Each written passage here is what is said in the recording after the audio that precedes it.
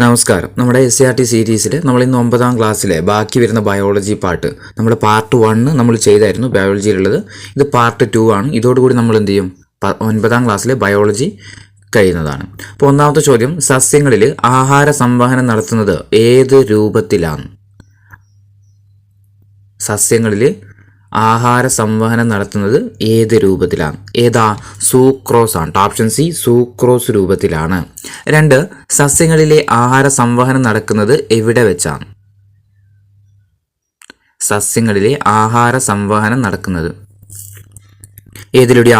Sieve നാളികളിലൂടെയാണ് കേട്ടോ. Sieve നാളികളിലൂടെയാണ് സസ്യങ്ങളിലെ ആഹാര സംവഹനം നടക്കുന്നത്. ഏതിലാ? സീവ് നാളികളിലൂടെയാണ്. 3ാമത്തെ ചോദ്യം, പ്രകാശ സംശ്ലേഷണത്തിന്റെ ഫലമായിട്ട് ഓക്സിജൻ ഉണ്ടാകുന്നു എന്ന് തെളിയിച്ച ശാസ്ത്രജ്ഞൻ ആരാണ്? പ്രകാശ സംശ്ലേഷണത്തിന്റെ ഫലമായിട്ട് ഓക്സിജൻ ഉണ്ടാകുന്നുണ്ട് എന്ന് തെളിയിച്ച ശാസ്ത്രജ്ഞൻ ആരാണ്? ആരാ? ജോസഫ് പ്രീസ്റ്റ്ലി ആണ്. Option D, Joseph Priestley. 4, പ്രകാശ സംശ്ലേഷണത്തിന്റെ ഫലമായിട്ട് പുറത്തേക്ക് വരുന്ന ഓക്സിജന്റെ ഉറവിടം ജലമാണെന്ന് തെളിയിച്ചത് ആരാണ്? പ്രകാശ സംശ്ലേഷണത്തിന്റെ ഫലമായിട്ട് പുറത്തു വരുന്ന ഓക്സിജന്റെ ഉറവിടം ജലമാണെന്ന് തെളിയിച്ച ശാസ്ത്രജ്ഞൻ ആരാണ്? ആരാ? വാൻ നീലാണ്. ഓപ്ഷൻ ഡി, വാൻ നീല. 5ാമത്തെ ചോദ്യം, പ്രകാശ സംശ്ലേഷണത്തിന്റെ ഫലമായിട്ട് ഗ്ലൂക്കോസ് രൂപപ്പെടുന്നതിന്റെ വിവിധ ഘട്ടങ്ങൾ വിശദീകരിച്ചത് ആരാണ്? പ്രകാശ സംശ്ലേഷണത്തിന്റെ ഫലമായിട്ട് ഗ്ലൂക്കോസ് രൂപപ്പെടുന്നതിന്റെ വിവിധ ഘട്ടങ്ങൾ വിശദീകരിച്ചത് ആരാണ്? ആരാ? മെൽവിൻ കാൽവിൻ ആണ്. ഓപ്ഷൻ സി, മെൽവിൻ കാൽവിൻ ആണ്. പ്രകാശ സംശ്ലേഷണത്തിന്റെ ഫലമായിട്ട് ഗ്ലൂക്കോസ് രൂപപ്പെടുന്നതിന്റെ വിവിധ ഘട്ടങ്ങൾ വിശദീകരിച്ചത് ആരാ? മെൽവിൻ കാൽവിൻ ആണ്. 6, രക്തസമ്മർദ്ദം ക്രമീകരിക്കാൻ വേണ്ടിയിട്ട് സഹായിക്കുന്ന പ്ലാസ്മ പ്രോട്ടീൻ ഏതാണ്? രക്തസമ്മർദ്ദം ക്രമീകരിക്കാൻ വേണ്ടിയിട്ട് സഹായിക്കുന്ന പ്ലാസ്മ പ്രോട്ടീൻ ഏതാണ്? ഏതാ? ആൽബുമിൻ ആണ്. ഓപ്ഷൻ ഡി, ആൽബുമിൻ ആണ്. രക്തസമ്മർദ്ദം ക്രമീകരിക്കാൻ വേണ്ടിയിട്ട് സഹായിക്കുന്ന പ്ലാസ്മ പ്രോട്ടീൻ ആണ് ഏത്? ആൽബുമിൻ. 7ാമത്തെ ചോദ്യം, രോഗപ്രതിരോധത്തിന് സഹായകമായ ആന്റിബോഡികൾ നിർമ്മിക്കാൻ സഹായിക്കുന്ന പ്ലാസ്മ പ്രോട്ടീൻ ഏതാണ്? രോഗപ്രതിരോധത്തിന് സഹായകമായ ആന്റിബോഡികൾ നിർമ്മിക്കാൻ വേണ്ടിയിട്ട് സഹായിക്കുന്ന പ്ലാസ്മ പ്രോട്ടീൻ ഏതാണ്? ഏതാ? ഗ്ലോബുലിൻ ആണ്. ഓപ്ഷൻ സി, ഗ്ലോബുലിൻ ആണ്. രോഗപ്രതിരോധത്തിന് സഹായകമായിട്ടുള്ള ആന്റിബോഡികൾ നിർമ്മിക്കാൻ വേണ്ടിയിട്ട് സഹായിക്കുന്ന പ്ലാസ്മ പ്രോട്ടീനാണ് ഏത്? ഗ്ലോബുലിൻ. 8ാമത്തെ ചോദ്യം, ശുദ്ധരക്തം വഹിക്കുന്ന ഏക സിര ഏതാണ്?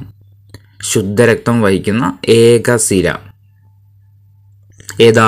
ശ്വാസകോശ സിരയാണ്. ശ്വാസകോശ സിര. ശുദ്ധരക്തം വഹിക്കുന്ന ഏക സിരയാണ് ഏത്? ശ്വാസകോശ സിര. ഇനി 9ാമത്തെ ചോദ്യം, അശുദ്ധരക്തം വഹിക്കുന്ന ഏക ധമനി ഏതാണ്? അശുദ്ധരക്തം വഹിക്കുന്ന ഏക ധമനി ഏതാ? ശ്വാസകോശ ധമനിയാണ്. ശ്വാസകോശ ധമനി. 10ാമത്തെ ചോദ്യം, അരുണരക്താണുക്കളിൽ അടങ്ങിയിരിക്കുന്ന വർണ്ണവസ്തു ഏതാണ്? അരുണരക്താണുക്കളിൽ അടങ്ങിയിരിക്കുന്ന വർണ്ണവസ്തു ഏതാണ്? ഏതാ? ഹീമോഗ്ലോബിൻ ആണ്. Option A, haemoglobin. അരുണരക്താണുക്കളിൽ അടങ്ങിയിരിക്കുന്ന വർണ്ണവസ്തുവാണ് ഏത്? ഹീമോഗ്ലോബിന്.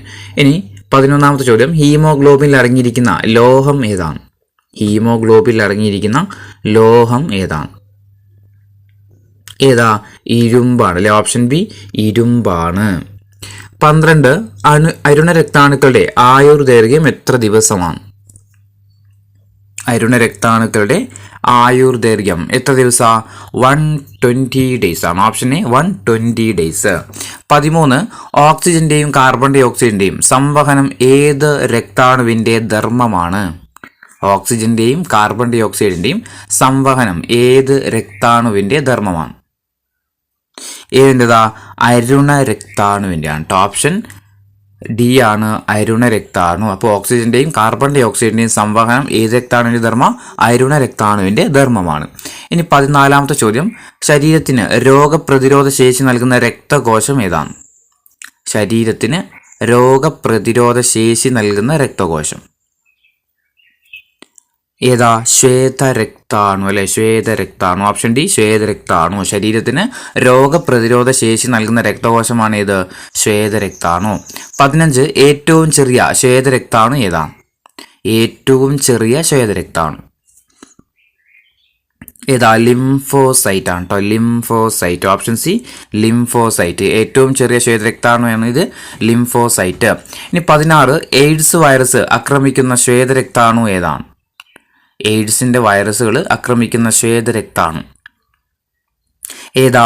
ലിംഫോസൈറ്റ് ആണ്. ലിംഫോസൈറ്റ്. എയ്ഡ്സ് വൈറസ് ആക്രമിക്കുന്ന ശ്വേതരക്താണുവാണ് ഇത്, ലിംഫോസൈറ്റ്. എയ്ഡ്സ് നമ്മൾ എന്തിനാണ് ബാധിക്കുന്നത്? നമ്മളെ രോഗപ്രതിരോധ ശേഷിയാണല്ലേ ബാധിക്കുന്നത്. ഇനി 17, രക്തം കട്ടപിടിക്കാൻ സഹായിക്കുന്ന രക്തകോശം ഏതാണ്? രക്തം കട്ടപിടിക്കാൻ സഹായിക്കുന്ന രക്തകോശം ഏതാ? പ്ലേറ്റ്ലെറ്റുകളാണ്. ഓപ്ഷൻ എ പ്ലേറ്റ്ലെറ്റുകൾ. രക്തം കട്ടപിടിക്കാൻ സഹായിക്കുന്ന രക്തകോശമാണ് ഇത്, പ്ലേറ്റ്ലെറ്റുകൾ എന്ന് ഓർത്ത് വെക്കുക. 18ാമത്തെ ചോദ്യം, അരുണ രക്താണുക്കൾ വളഞ്ഞിട്ട് അരിവാള് പോലെയാകുന്ന രോഗാവസ്ഥ അറിയപ്പെടുന്നത് ഏത് പേരിലാണ്? അരുണ രക്താണുക്കൾ വളഞ്ഞിട്ട് അരിവാള് പോലെയാകുന്ന രോഗാവസ്ഥ ഏത് പേരിൽ അറിയപ്പെടുന്നത്? സിക്കിൾ സെൽ അനീമിയ ആണ്. Option C sickle cell anaemia. അരുണ രക്താണുക്കൾ വളഞ്ഞിട്ട് അരിവാള് പോലെയാകുന്ന രോഗാവസ്ഥയാണ് ഇത്, സിക്കിൾ സെൽ അനീമിയ. 19, രക്തപര്യന വ്യവസ്ഥ കണ്ടെത്തിയ ശാസ്ത്രജ്ഞൻ ആരാണ്? രക്തപര്യന വ്യവസ്ഥ കണ്ടെത്തിയ ശാസ്ത്രജ്ഞൻ ആരാണ്? ആരാ? വില്യം ഹാർവിയാണ്. ഓപ്ഷൻ ബി വില്യം ഹാർവിയാണ് രക്തപര്യന വ്യവസ്ഥ കണ്ടെത്തിയത്. ഇനി 20ാമത്തെ ചോദ്യം, രക്തഗ്രൂപ്പുകൾ കണ്ടെത്തിയ ശാസ്ത്രജ്ഞൻ ആരാണ്? രക്തഗ്രൂപ്പ് കണ്ടെത്തിയ ശാസ്ത്രജ്ഞൻ ആരാ? കാൾ ലാൻഡ് സ്റ്റെയ്നർ ആണ്. Option B Karl Landsteiner. രക്തഗ്രൂപ്പുകൾ കണ്ടെത്തിയതാരാ? കാൾ ലാൻഡ് സ്റ്റെയ്നർ ആണ്. ഇനി 21, സാർവിക ദാതാവ് എന്നറിയപ്പെടുന്ന രക്തഗ്രൂപ്പ് ഏതാ? സാർവിക ദാതാവ് എന്നറിയപ്പെടുന്ന രക്തഗ്രൂപ്പ് ഏതാ? സാർവിക ദാതാവ് എന്നറിയപ്പെടുന്നത് ഏതാ? O ഗ്രൂപ്പ് അല്ലേ? O ഗ്രൂപ്പാണ് സാർവിക ദാതാവോ. സാർവിക ദാതാവ് എന്നറിയപ്പെടുന്ന രക്തഗ്രൂപ്പാണ് ഇത്, O ഗ്രൂപ്പ്. ഇനി 22, സാർവിക സ്വീകർത്താവ് എന്നറിയപ്പെടുന്ന രക്തഗ്രൂപ്പ് ഏതാണ്? സാർവിക സ്വീകർത്താവ് എന്നറിയപ്പെടുന്ന രക്തഗ്രൂപ്പ് ഏതാണ്? ഏതാ? AB ആണ്. ഓപ്ഷൻ എ ആണ്, AB ഗ്രൂപ്പാണ്. 23ാമത്തെ ചോദ്യം, ആന്റിജൻ ഇല്ലാത്ത രക്തഗ്രൂപ്പ് ഏതാണ്? ആന്റിജൻ ഇല്ലാത്ത രക്തഗ്രൂപ്പ് ഏതാണ്? ഏതാ? O ഗ്രൂപ്പാണ്. Option A O group. Antigen ഇല്ലാത്ത രക്തഗ്രൂപ്പ് ഏതാ? O group. 24, ആന്റിബോഡി ഇല്ലാത്ത രക്തഗ്രൂപ്പ് ഏതാണ്? ആന്റിബോഡി ഇല്ലാത്ത രക്തഗ്രൂപ്പ് ഏതാണ്? ഏതാ? AB ഗ്രൂപ്പാണ്. Option B AB group. 25, മനുഷ്യഹൃദയത്തിന്റെ ആകൃതി ഏതാണ്? മനുഷ്യഹൃദയത്തിന്റെ ആകൃതി എന്താണ്? എന്താ? കോണിക്കൽ ആകൃതിയാണ് കേട്ടോ. കോണിക്കൽ ആകൃതി. മനുഷ്യഹൃദയത്തിന്റെ ആകൃതി എന്താ? കോണിക്കൽ ആകൃതി. ഇനി 26,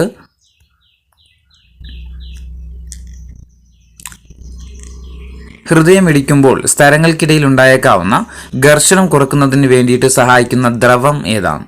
ഹൃദയമിടിക്കുമ്പോൾ സ്ഥലങ്ങൾക്കിടയിൽ ഉണ്ടായേക്കാവുന്ന ഘർഷണം കുറയ്ക്കുന്നതിന് സഹായിക്കുന്ന ദ്രവം ഏതാണ്? ഏതാ? പെരിക്കാർഡിയൽ ദ്രവമാണ്. ഓപ്ഷൻ സി പെരിക്കാർഡിയൽ ദ്രവം. ഹൃദയമിടിക്കുന്ന സമയത്ത് നമ്മുടെ സ്ഥലങ്ങൾക്കിടയിൽ ഉണ്ടായേക്കാവുന്ന ഘർഷണം കുറക്കാൻ വേണ്ടിയിട്ട് സഹായിക്കുന്ന ദ്രവം ഏതാണെന്ന് ചോദിച്ചാൽ ഏതാ? പെരിക്കാർഡിയൽ ദ്രവമാണ്. 27, ഹൃദയാറകളിൽ കട്ടി കൂടിയ ഭിത്തിയുള്ളത് ഏതിനാണ്? ഹൃദയാറകളിൽ കട്ടി കൂടിയ ഭിത്തിയുള്ളത് ഏത് അറക്കാം? ഏതിനാ? ഇടത് വെൻട്രിക്കിളിന്റെ ഭിത്തിക്കാണ് കേട്ടോ. ഇടത് വെൻട്രിക്കിളിന്റെ ഭിത്തിക്കാണ് എന്ത്? കട്ടി കൂടിയ ഭിത്തിയുള്ളത്. ഇടത് വെൻട്രിക്കിളിന്റെ ഭിത്തിക്ക്. 28, ഹൃദയത്തിന്റെ സൈനോ എട്രിയൽ നോഡ് എന്ന ഭാഗത്തെ പറയുന്ന പേരെന്താണ്? ഹൃദയത്തിന്റെ SA നോഡിനെ പറയുന്ന പേര് എന്താ പറയുന്നത്? പേസ് മേക്കർ അല്ലെ? ഓപ്ഷൻ എ പേസ് മേക്കർ എന്നാണ് പറയുന്നത് കേട്ടോ. ഹൃദയത്തിന്റെ സൈനോ എട്രിയൽ നോഡ് അല്ലെങ്കിൽ SA നോഡിനെ പറയുന്ന പേരെന്താ? പേസ് മേക്കർ എന്നാണ്. 29, ഹൃദയാറകളുടെ സങ്കോചമാണ് ഡാഷ്. ഹൃദയാറകളുടെ സങ്കോചത്തെ പറയുന്ന പേര് എന്താ? സിസ്റ്റോൾ ആണ് അല്ലെ? സിസ്റ്റോൾ ആണ്. ഓപ്ഷൻ സി സിസ്റ്റോൾ ആണ് സങ്കോചത്തെ പറയുന്ന പേര്. ഹൃദയാറകളുടെ സങ്കോചമാണ് സിസ്റ്റോൾ. അങ്ങനെയാണെങ്കിൽ 30ാമത്തെ ചോദ്യം, ഹൃദയാറകളുടെ വിശ്രമാവസ്ഥയെ പറയുന്ന പേരെന്താണ്? ഹൃദയാറകളുടെ വിശ്രമാവസ്ഥയെ പറയുന്ന പേര് എന്താ? സിസ്റ്റോളും അതുപോലെ ഡയസ്റ്റോളുമാണ് അല്ലേ. അപ്പോൾ വിശ്രമാവസ്ഥ എന്താ? ഡയസ്റ്റോള്. പിന്നെ സങ്കോചാവസ്ഥ സിസ്റ്റോള്, വിശ്രമാവസ്ഥ ഡയസ്റ്റോള്. 31 ഹൃദയസ്പന്ദനത്തിന് വേണ്ട സമയം എത്രയാണ്? ഹൃദയസ്പന്ദനത്തിന് വേണ്ട സമയം എത്രയാ? 0.8 സെക്കൻഡ് ആണ്. Option B 0.8 second. 32 ധമനികളിലേക്ക് പമ്പ് ചെയ്യപ്പെടുന്ന അധിക രക്തം ധമനികളിൽ ഏർപ്പെടുത്തുന്ന മർദ്ദമാണ് ഡാഷ്. ധമനികളിലേക്ക് പമ്പ് ചെയ്യപ്പെടുന്ന അധിക രക്തം ധമനികളിൽ ഏൽപ്പിക്കുന്ന മർദ്ദമാണ് ഡാഷ്. ഏതാ? സിസ്റ്റോളിക് പ്രഷർ ആണ് കേട്ടോ. Systolic pressure. Option A systolic pressure. 33 ധമനികളിൽ അനുഭവപ്പെടുന്ന കുറഞ്ഞ മർദ്ദമാണ് ഡാഷ്. ധമനികളിൽ അനുഭവപ്പെടുന്ന കുറഞ്ഞ മർദ്ദമാണ് ഡാഷ്. എന്താ? ഡയസ്റ്റോളിക് പ്രഷർ ആണ് കേട്ടോ. Diastolic pressure. ധമനികളിൽ അനുഭവപ്പെടുന്ന കുറഞ്ഞ മർദ്ദമാണ് ഇത്, ഡയസ്റ്റോളിക് പ്രഷർ. ഇനി 34 രക്തസമ്മർദ്ദം അളക്കാൻ ഉപയോഗിക്കുന്ന ഉപകരണം ഏതാണ്? രക്തസമ്മർദ്ദം അളക്കാൻ വേണ്ടിയിട്ട് ഉപയോഗിക്കുന്ന ഉപകരണം ഏതാ? സ്വിഗ്മോ മാനോമീറ്റർ ആണ്. Option C സ്വിഗ്മോ manometer.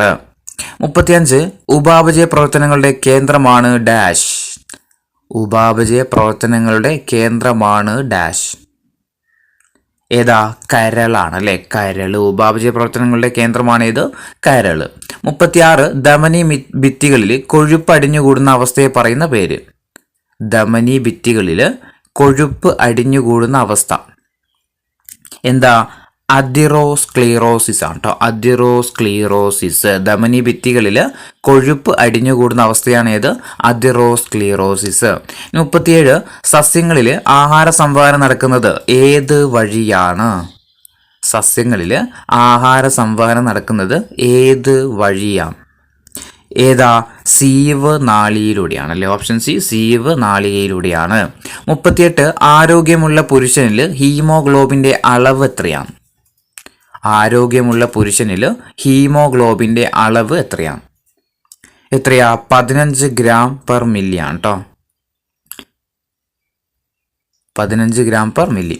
39ാമത്തെ ചോദ്യം, ആരോഗ്യമുള്ള സ്ത്രീകളിൽ ഹീമോഗ്ലോബിന്റെ അളവ് എത്രയാണ്? ആരോഗ്യമുള്ള സ്ത്രീകളിൽ ഹീമോഗ്ലോബിന്റെ അളവ് എത്രയാ? 13 ഗ്രാം പെർ മില്ലി ആണ്. ഓപ്ഷൻ സി ആണ് 13 ഗ്രാം പെർ മില്ലി. ഇനി 40 രക്തം കട്ടപിടിക്കാൻ പ്രധാന പങ്ക് വഹിക്കുന്ന പ്ലാസ്മ പ്രോട്ടീൻ ഏതാണ്? രക്തം കട്ടപിടിക്കാൻ സഹായിക്കുന്ന പ്ലാസ്മ പ്രോട്ടീൻ ഏതാ? ഫൈബ്രിനോജൻ ആണ്. Option C fibrinogen. 41 ഹൃദയത്തിൽ നിന്നും രക്തത്തെ വഹിക്കുന്ന രക്തക്കുഴലുകൾ ഏതാണ്? ഹൃദയത്തിൽ നിന്നും രക്തത്തെ വഹിക്കുന്ന രക്തക്കുഴൽ ഏതാ? ധമനികളാണ്. Option B ധമനികളാണ്. 42 ഹൃദയത്തിലേക്ക് രക്തത്തെ വഹിക്കുന്ന രക്തക്കുഴലുകൾ ഏതാണ്? ഹൃദയത്തിലേക്ക് രക്തത്തെ വഹിക്കുന്ന രക്തക്കുഴൽ ഏതാ? സിരകളാണ് അല്ലെ. ഓപ്ഷൻ സി സിരകളാണ്. ഹൃദയത്തിലേക്ക് രക്തത്തെ വഹിക്കുന്ന രക്തക്കുഴലുകൾ അല്ലെങ്കിൽ ഹൃദയത്തിലേക്ക് രക്തത്തെ എത്തിക്കുന്ന രക്തക്കുഴലുകൾ ഏതാന്ന് വെച്ചാൽ ഏതാ? സിരകളാണ്. ഇനി 43 ധമനികളെയും സിരകളെയും തമ്മിൽ ബന്ധിപ്പിക്കുന്ന നേർത്ത കുഴലുകൾ ഏതാണ്? ധമനികളെയും സിരകളെയും തമ്മിൽ ബന്ധിപ്പിക്കുന്ന നേർത്ത കുഴലുകളെ പറയുന്ന പേര് എന്താ? ലോമികകളാണ് കേട്ടോ. ലോമികകൾ. ഓപ്ഷൻ ബി ലോമികകളാണ്. ഇനി 44ാമത്തെ ചോദ്യം, ലിംഫ് വ്യവസ്ഥയിലെ ഏറ്റവും വലിയ അവയവം ഏതാണ്?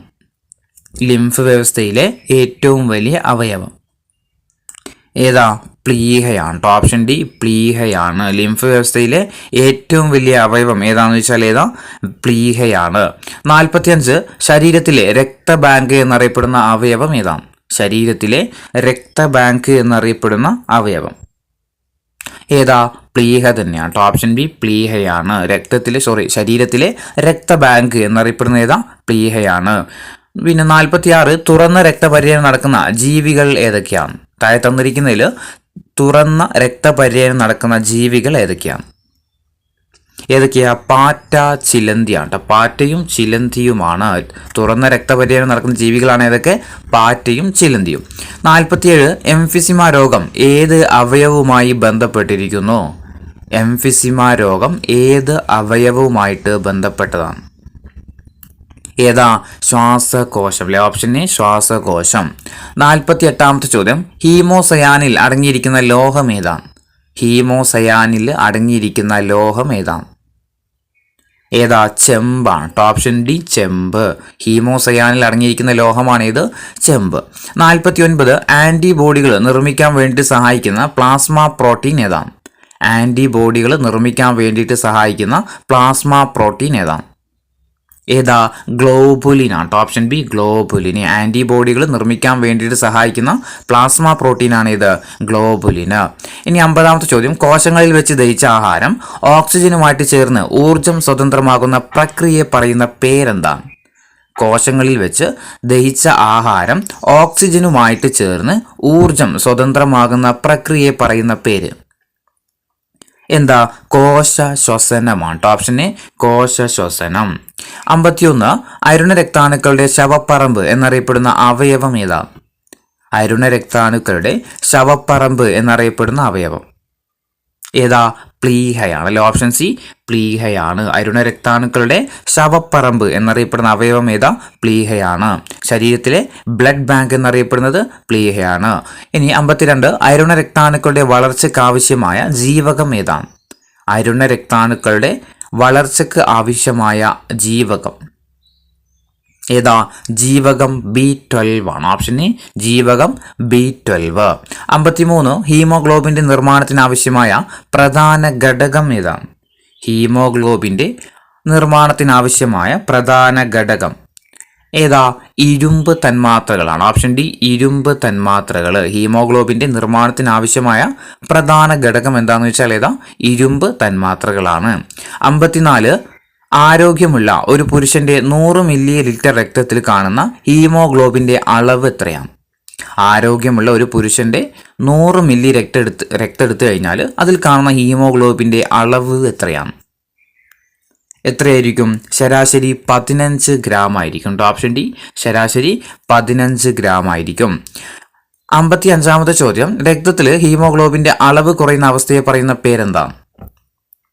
രക്തത്തിൽ ഹീമോഗ്ലോബിന്റെ അളവ് കുറയുന്ന അവസ്ഥയെ പറയുന്ന പേര് എന്താ പറയുന്നത്? അനീമിയ അല്ലെ. അനീമിയാണ്. അനീമിയ എന്ന രോഗം എന്താ? രക്തത്തിൽ ഹീമോഗ്ലോബിന്റെ അളവ് കുറയുന്ന അവസ്ഥയാണ് ഇത് അനീമിയ. 56ാമത്തെ ചോദ്യം, രക്തത്തിൽ എത്ര ശതമാനമാണ് രക്തകോശങ്ങളുടെ അളവ്?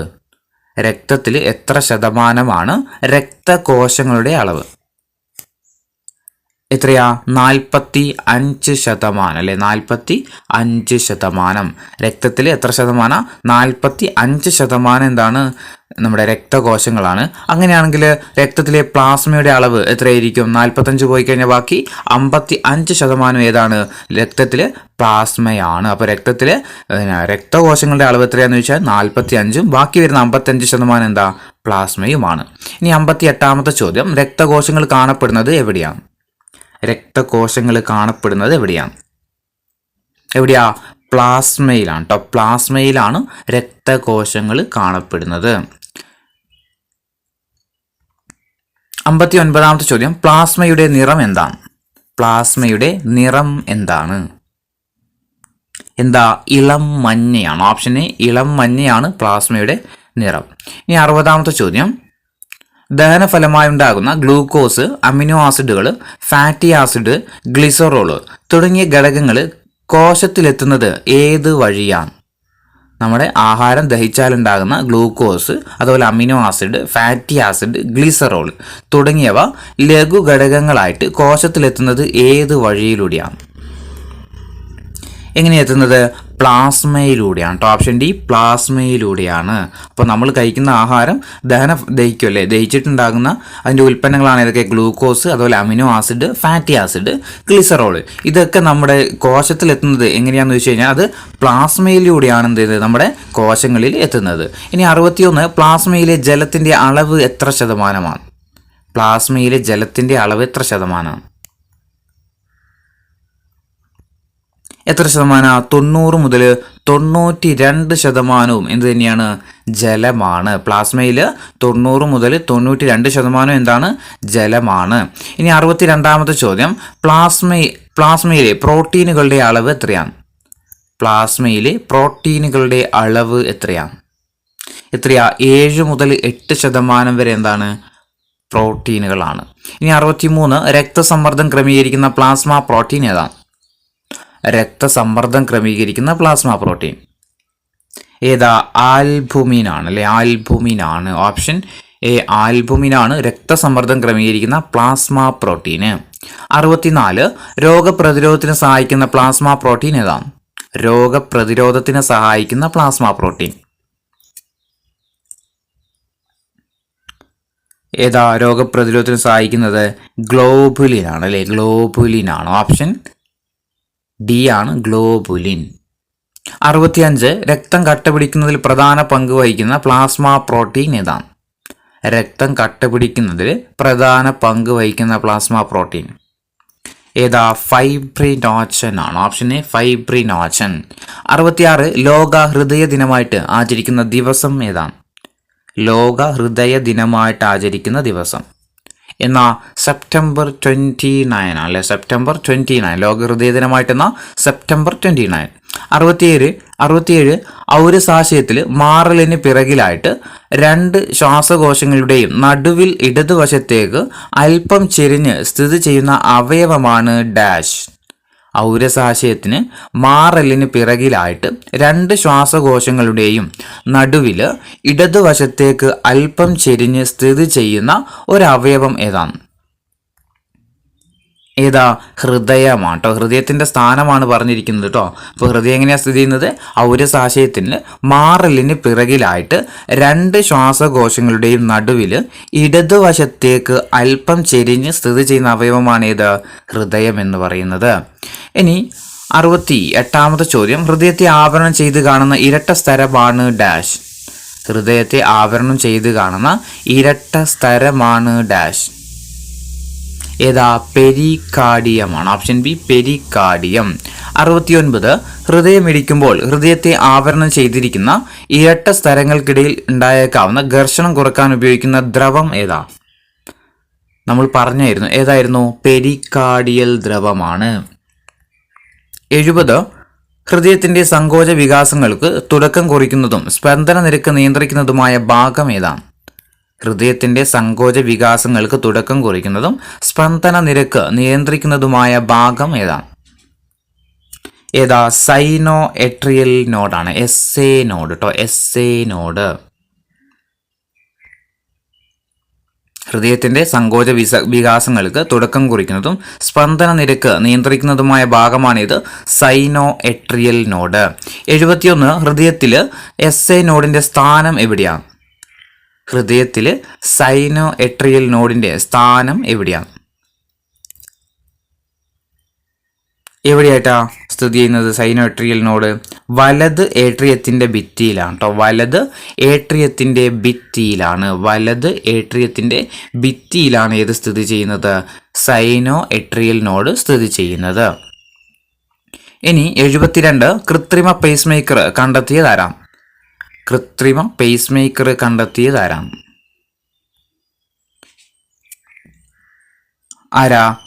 വിൽസൺ ഗ്രേറ്റ് ബാച്ച് ആണ് കേട്ടോ. Wilson great batch. Option D Wilson great batch ആണ് കൃത്രിമ പേസ് മേക്കർ കണ്ടെത്തിയത്. ഇനി 73 ചോദ്യം, കൃത്രിമ പേസ് മേക്കർ ശാസ്ത്രക്രിയ ആരംഭിച്ച വർഷം ഏതാണ്? കൃത്രിമ പേസ് മേക്കർ ശാസ്ത്രക്രിയ ആരംഭിച്ച വർഷം എന്ന് മുതലാ? 1960 മുതലാണ്. ഓപ്ഷൻ സി 1960 മുതലാണ് കൃത്രിമ പേസ് മേക്കർ ശാസ്ത്രക്രിയ ആരംഭിക്കുന്നത്. 74 ശരീരത്തിന്റെ വിവിധ ഭാഗങ്ങളിൽ നിന്ന് കാർബൺ ഡൈ ഓക്സൈഡിന്റെ അളവ് കൂടിയ രക്തം എത്തുന്ന ഹൃദയ ഭാഗം ഏതാണ്? ശരീരത്തിന്റെ വിവിധ ഭാഗങ്ങളിൽ നിന്ന് കാർബൺ ഡൈ ഓക്സൈഡിന്റെ അളവ് കൂടിയ രക്തം എത്തുന്ന ഹൃദയത്തിലെ ഭാഗം ഏതാണ്? ഏതാ? വലത് ഏട്രിയത്തിലാണ്. ഓപ്ഷൻ ഡി വലത് ഏട്രിയത്തിലാണ് ശരീരത്തിന്റെ വിവിധ ഭാഗങ്ങളിൽ നിന്നുള്ള കാർബൺ ഡൈ ഓക്സൈഡിന്റെ അളവ് കൂടിയ രക്തം ഹൃദയത്തിലെത്തുന്നത്. 75 ചോദ്യം, ശ്വാസകോശത്തിൽ നിന്ന് ശ്വാസകോശ സിരകൾ വഴി ഓക്സിജന്റെ അളവ് കൂടിയ രക്തം എത്തുന്ന ഹൃദയഭാഗം ഏതാണ്? ശ്വാസകോശത്തിൽ നിന്ന് ശ്വാസകോശ സിരകൾ വഴി ഓക്സിജന്റെ അളവ് കൂടിയ രക്തം എത്തുന്ന ഹൃദയഭാഗം ഏതാണ്? എവിടെയാ? ഇടത് ഏട്രിയത്തിലാണ്. ഓപ്ഷൻ എ ഇടത് ഏട്രിയത്തിലാണ്. അപ്പോൾ ശ്വാസകോശത്തിൽ നിന്ന് ശ്വാസകോശ സിരകൾ വഴി ഓക്സിജന്റെ അളവ് കൂടിയ രക്തം എത്തുന്ന ഹൃദയഭാഗമാണ് ഏത്? ഇടത് ഏട്രിയം. ഇനി 76, ബൈക്കസ്പിഡ് വാൽവ് സ്ഥിതി ചെയ്യുന്നത് എവിടെയാണ്? ബൈക്കസ്പിഡ് വാൽവ് സ്ഥിതി ചെയ്യുന്നത് എവിടെയാണ്? അതായത് ദ്വിതള വാൽവ് സ്ഥിതി ചെയ്യുന്നത് എവിടെയാണ്? എവിടെയാ? ഇടത് ഏട്രിയത്തിന്റെയും അതുപോലെ ഇടത് വെൻട്രിക്കിളിന്റെയും ഇടയിലായിട്ടാണ് അല്ലെ. ഇടത് ഏട്രിയത്തിന്റെയും ഇടത് വെൻട്രിക്കിളിന്റെയും ഇടയിലായിട്ട്. എവിടെയാ? ഓപ്ഷൻ എ ഇടത് ഏട്രിയത്തിന്റെയും ഓപ്ഷൻ ഡി ആണ് ഇടത് ഏട്രിയത്തിന്റെയും ഇടത് വെൻട്രിക്കിളിന്റെയും ഇടയിലായിട്ട്. രണ്ടും ഇട തന്നെയാണ്. ഏട്രിയാണൊന്ന്, ഒന്ന് വെൻട്രിക്കിളാണ്. അങ്ങനെ ഓർത്ത് നോക്കുക. ബൈക്കസ്പിഡ് വാൽവ് എവിടെയാണ് സ്ഥിതി ചെയ്യുന്നത്, അല്ലെങ്കിൽ ദ്വിതള വാൽവ് എവിടെയാണ് സ്ഥിതി ചെയ്യുന്നത് വെച്ചാൽ ഇടതാണ്. ഇടത് ഏട്രിയത്തിന്റെയും ഇടത് വെൻട്രിക്കിളിന്റെയും ഇടയിലായിട്ട്. 77, ട്രൈക്കസ്പിഡ് വാൽവിന്റെ സ്ഥാനം എവിടെയാണ്? അങ്ങനെയാണെങ്കിൽ ട്രൈക്കസ്പിഡ് വാൽവിന്റെ സ്ഥാനം എവിടെയാണ്? ട്രൈക്കസ്പിഡ് വാൽവ് സ്ഥിതി ചെയ്യുന്നത് എവിടെയാ? വലത് ഏട്രിയത്തിന്റെയും വലത് വെൻട്രിക്കിളിന്റെയും ഇടയിൽ അല്ലെ. വലത് ഏട്രിയത്തിന്റെയും വലത് വെൻട്രിക്കിളിന്റെയും ഇടയിലാണ് ഏത്? ട്രൈക്കസ്പിഡ് വാൽവ് സ്ഥിതി ചെയ്യുന്നത്. ഇനി 78, ഇടത് വെൻട്രിക്കിളിൽ തുടങ്ങി വലത് ഏട്രിയത്തിൽ അവസാനിക്കുന്ന പര്യന വ്യവസ്ഥ ഏതാണ്? ഇടത് വെൻട്രിക്കിളിൽ തുടങ്ങിയിട്ട് വലത് ഏട്രിയത്തിൽ അവസാനിക്കുന്ന രക്തപര്യനം ഏതാ? സിസ്റ്റമിക് പര്യനമാണ് കേട്ടോ. സിസ്റ്റമിക് പര്യനം. ഇടത് വെൻട്രിക്കിൽ തുടങ്ങിയിട്ട് വലത് ഏട്രിയത്തിൽ അവസാനിക്കുന്ന പര്യനമാണ് ഇത്, സിസ്റ്റമിക് പര്യനം. 79, വലത് വെൻട്രിക്കിൽ തുടങ്ങിയിട്ട് ഇടത് ഏട്രിയത്തിൽ അവസാനിക്കുന്ന പര്യനം ഏതാണ്? വലത് വെൻട്രിക്കിൽ തുടങ്ങിയിട്ട് ഇടത് ഏട്രിയത്തിൽ അവസാനിക്കുന്ന പര്യനം ഏതാ? പൾമണറി പര്യനമാണ് കേട്ടോ. പൾമണറി പര്യനം. വലത് വെൻട്രിക്കിൽ തുടങ്ങിയിട്ട് ഇടത് ഏട്രിയത്തിൽ അവസാനിക്കുന്നത് ഏതാ? പൾമണറി പര്യനം. 80, ഉപാപചയ പ്രവർത്തനങ്ങളുടെ കേന്ദ്രം ഏതാണ്? ഉപാപചയ പ്രവർത്തനങ്ങളുടെ കേന്ദ്രം ഏതാണ്? ഏതാ? കരളാണ് അല്ലെ. Option B കരളാണ്. 81, ഒരു ഹൃദയ സ്പന്ദനത്തിന് ആവശ്യമായ ഏകദേശ സമയം നമ്മൾ പറഞ്ഞായിരുന്നു. എത്രയായിരുന്നു? 0.8 സെക്കൻഡ്. 82, ഹൃദയം 1 മിനിറ്റിൽ ശരാശരി എത്ര തവണ സ്പന്ദിക്കുന്നുണ്ട്? ഹൃദയം 1 മിനിറ്റിൽ ശരാശരി എത്ര തവണ സ്പന്ദിക്കുന്നുണ്ട്? എത്ര തവണയാ? 72 ടൈം അല്ലെ. 72 ടൈംസ് ആണ്. 83ാമത്തെ ചോദ്യം, ഓരോ തവണയും ഹൃദയം സങ്കോചിക്കുമ്പോൾ പമ്പ് ചെയ്യപ്പെടുന്ന അധിക രക്തം ധമനികളിൽ ഏൽപ്പിക്കുന്ന മർദ്ദമാണ് ഡാഷ്. ഓരോ തവണയും ഹൃദയം സങ്കോചിക്കുമ്പോൾ പമ്പ് ചെയ്യപ്പെടുന്ന അധിക രക്തം ധമനികളിൽ ഏൽപ്പിക്കുന്ന മർദ്ദമാണ് ഡാഷ്. എന്താ? സിസ്റ്റളിക് പ്രഷർ ആണ് കേട്ടോ. Systolic pressure. ഓരോ തവണയും ഹൃദയം സങ്കോചിക്കുന്ന സമയത്ത് പമ്പ് ചെയ്യപ്പെടുന്ന അധിക രക്തമാണിത് സിസ്റ്റളിക് പ്രഷർ എന്നറിയപ്പെടുന്നത്. 84, മനുഷ്യന്റെ സിസ്റ്റളിക് പ്രഷർ എത്രയാണ്? മനുഷ്യന്റെ സിസ്റ്റളിക് പ്രഷർ എത്രയാണ്? 120 mmHg ആണ് കേട്ടോ. 120 mmHg. 85, ഓരോ തവണയും ഹൃദയം സങ്കോചിക്കുമ്പോൾ ധമനികളിലേക്ക് പമ്പ് ചെയ്യപ്പെടുന്ന രക്തത്തിന്റെ അളവ് എത്രയാണ്? ഓരോ തവണയും ഹൃദയം സങ്കോചിക്കുന്ന സമയത്ത് ധമനികളിലേക്ക് പമ്പ് ചെയ്യപ്പെടുന്ന രക്തത്തിന്റെ അളവ് എത്രയാണ്? ഏകദേശം 70 മില്ലി ലിറ്റർ ആണ് കേട്ടോ. 70 മില്ലി ആണ് കേട്ടോ. ഏകദേശം 70 മില്ലി ലിറ്റർ ആണ് ഓരോ തവണയും ഹൃദയം സങ്കോചിക്കുന്ന സമയത്ത് ധമനികളിലേക്ക് പമ്പ് ചെയ്യപ്പെടുന്ന രക്തത്തിന്റെ അളവെന്ന് പറയുന്നത്. 86ാമത്തെ ചോദ്യം, ഹൃദയം പൂർണ്ണമായിട്ട് വികസിക്കുമ്പോൾ രക്തം ഹൃദയത്തിലേക്ക് പ്രവേശിക്കുന്നു.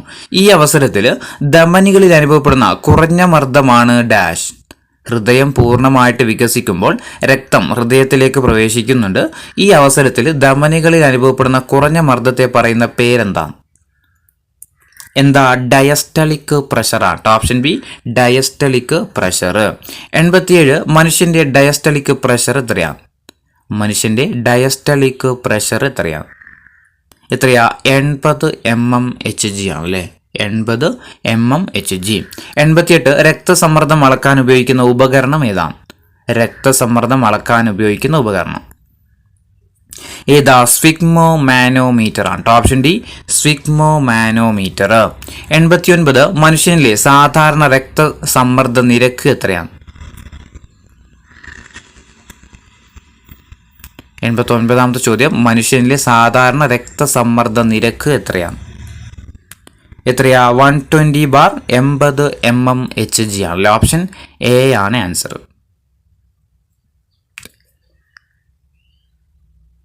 90ാമത്തെ ചോദ്യം, അഭിലഷണീയമായ നിരക്കിൽ നിന്ന് രക്തസമ്മർദ്ദം കൂടുന്ന അവസ്ഥയാണ് ഡാഷ്.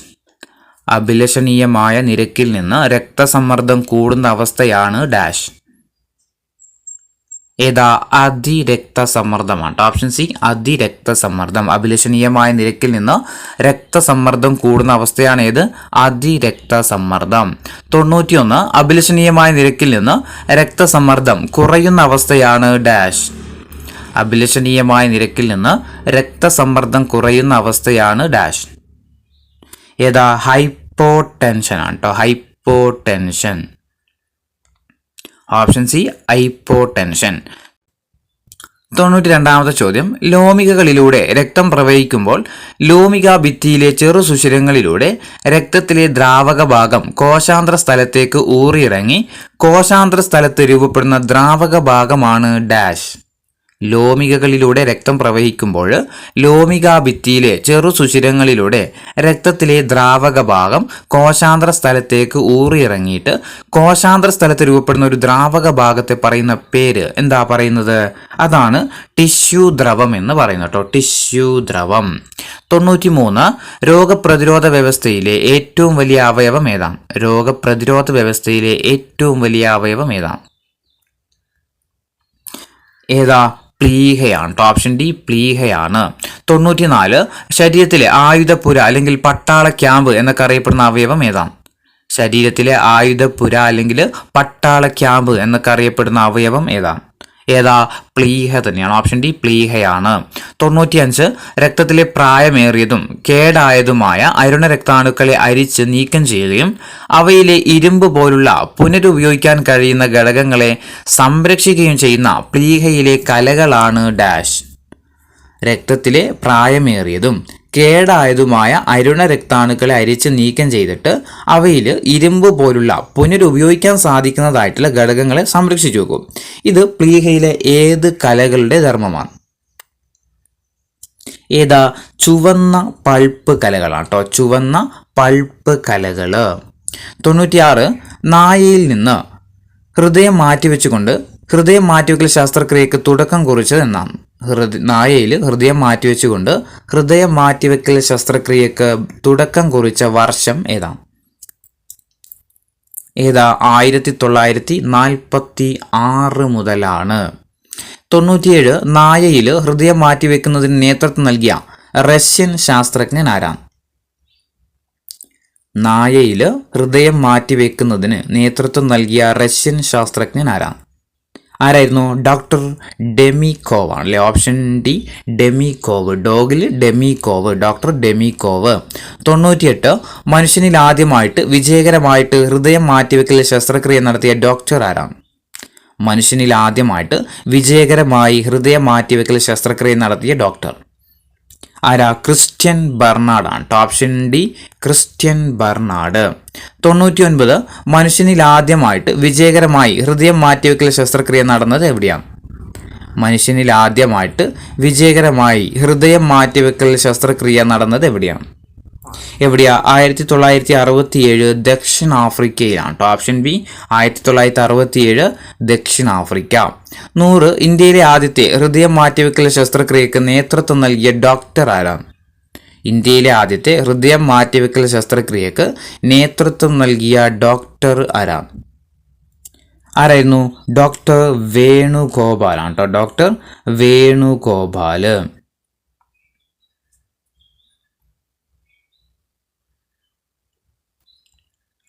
101ാമത്തെ ചോദ്യം, ഭക്ഷണത്തിൽ കൊഴുപ്പിന്റെ അളവ് കൂടുന്നത് മൂലം ധമനി ഭിത്തികളിൽ കൊഴുപ്പ് അടിഞ്ഞുകൂടുന്ന അവസ്ഥയെ പറയുന്ന പേര്?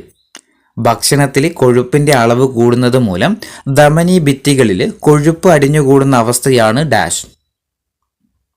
ഏതാ? അതിറോസ്ക്ലീറോസിസ് ആണ് കേട്ടോ. അതിറോസ്ക്ലീറോസിസ്. Option B atherosclerosis. 102, ആദ്യ കൃത്രിമ ഹൃദയ മാറ്റിവെക്കൽ ശസ്ത്രക്രിയക്ക് നേതൃത്വം നൽകിയവർ ആരൊക്കെയാണ്? ആദ്യത്തെ കൃത്രിമ ഹൃദയ മാറ്റിവെക്കൽ ശസ്ത്രക്രിയക്ക് നേതൃത്വം നൽകിയവർ? ആരൊക്കെയാ? റോബർട്ട് ജാവിക്കും അതുപോലെ ജോഹാൻ കോഫുമാണ് കേട്ടോ. Robert ജാവിക്കും Johan കോഫുമാണ്. 103 ലോകത്തിലാദ്യമായിട്ട് കൃത്രിമ ഹൃദയ ശസ്ത്രക്രിയ വിജയകരമായിട്ട് നടത്തിയ വർഷം ഏതാണ്? ലോകത്തിലാദ്യമായിട്ട് കൃത്രിമ ഹൃദയ ശസ്ത്രക്രിയ വിജയകരമായിട്ട് നടത്തിയ വർഷം ഏതാ? 1982 ലോകത്തിലാദ്യമായിട്ട് കൃത്രിമ ഹൃദയ ശസ്ത്രക്രിയ വിജയകരമായിട്ട് നടത്തിയ വർഷം ഏതാ? 1982. ഈ 104ാമത്തെ ചോദ്യം, ഇന്ത്യയിൽ ആദ്യമായിട്ട് ഹൃദയം മാറ്റിവെക്കൽ ശസ്ത്രക്രിയ നടന്ന ഹോസ്പിറ്റൽ ഏതാണ്? ഇന്ത്യയിൽ ആദ്യമായിട്ട് ഹൃദയം മാറ്റിവെക്കൽ ശസ്ത്രക്രിയ നടന്ന ഹോസ്പിറ്റൽ ഏതാ? ഡൽഹിയിലെ എയിംസ് ആണ് കേട്ടോ. ഡൽഹിയിലെ എയിംസ്, അതായത് ഓൾ ഇന്ത്യ മെഡിക്കൽ ഇൻസ്റ്റിറ്റ്യൂട്ട്. ഡൽഹിയിലെ ഓൾ ഇന്ത്യ മെഡിക്കൽ ഇൻസ്റ്റിറ്റ്യൂട്ട്. 105 ഇന്ത്യയിൽ ആദ്യമായിട്ട് ഹൃദയം മാറ്റിവെക്കൽ ശസ്ത്രക്രിയ നടത്തിയ വർഷം ഏതാണ്? ഇന്ത്യയിൽ ആദ്യമായിട്ട് ഹൃദയം മാറ്റിവെക്കൽ ശസ്ത്രക്രിയ നടത്തിയ വർഷം എന്നാൽ 1994. Option A 1994. അപ്പോൾ നമ്മുടെ ഇതോടുകൂടി എന്ത് ചെയ്യുന്നുണ്ട്? 9ാം ക്ലാസ്സിൽ നിന്നുള്ള ബയോളജിയിൽ നിന്നുള്ള എല്ലാ ചാപ്റ്റേഴ്സിനുള്ള ക്വസ്റ്റ്യൻസ് നമ്മൾ നോക്കി കഴിഞ്ഞിട്ടുണ്ട്. അത് 2 വീഡിയോ ആയിട്ടാണുള്ളത്. അപ്പോൾ ഇതിന് തൊട്ട് മുമ്പത്തെ വീഡിയോ കണ്ടിട്ടില്ലെങ്കിൽ നിങ്ങൾ നമ്മളെ പ്ലേലിസ്റ്റ് കയറി കഴിഞ്ഞാൽ 9th SART 9th എന്ന് പറഞ്ഞിട്ടൊരു പ്ലേലിസ്റ്റ് ഉണ്ട്. അതെടുത്ത് കഴിഞ്ഞാൽ നമ്മൾ തൊട്ട് മുമ്പ് ചെയ്ത വീഡിയോയും അതുപോലെ ഈ വീഡിയോയും കാണുന്നതാണ്. അതുപോലെ 10ാം ക്ലാസ്സിലെ നമ്മൾ എല്ലാ സബ്ജക്റ്റിൽ നിന്നുള്ള വീഡിയോയും ചെയ്ത് കഴിഞ്ഞിട്ടുണ്ട്. അതിൻ്റെതും ഉണ്ട് പ്ലേലിസ്റ്റ് ആയിട്ട് തന്നെ. SART 10th സ്റ്റാൻഡേർഡ് എന്ന് പറഞ്ഞിട്ട് വേറെ പ്ലേലിസ്റ്റ് ഉണ്ട്. അപ്പോൾ കാണാത്തവരൊക്കെ കാണും.